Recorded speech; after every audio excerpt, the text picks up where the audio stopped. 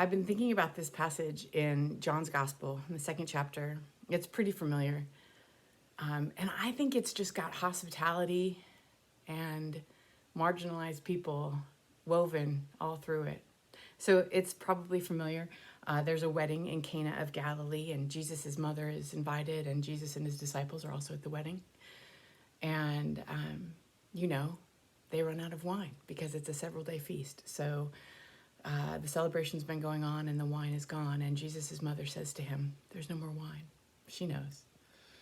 And Jesus looks at her and says, "It's not my time yet." And then she turns to the servants and says, "Do whatever he tells you," because she knows.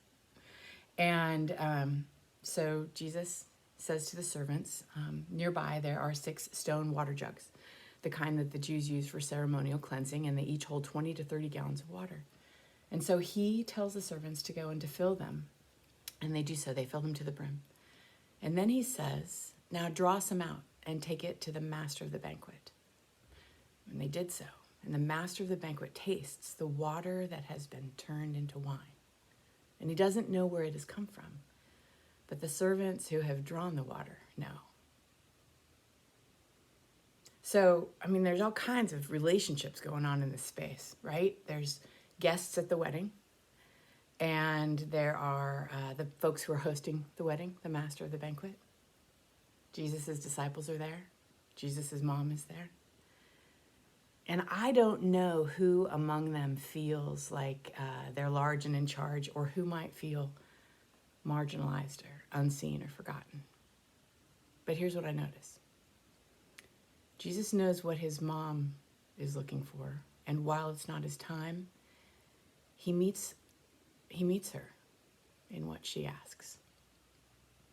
And Jesus knows what's going on in the crowd as they have run out of libations, and he meets a need. And he meets a need for the master of the banquet, the host, the bride and the groom. But the thing that really gets me is that he performs this, his very first miracle, and no one knows about it except the servants who have drawn the water. Servants. People who were close to the situation and close to Jesus in this moment. And the gospel writer makes a point that the master of the banquet doesn't know, but the servants who have drawn the water know. I think sometimes servants might feel marginalized. But there's something about those who come near to Jesus and respond when he asks. Yeah, that's what I notice in the way that he meets the marginalized and brings a welcoming hospitality.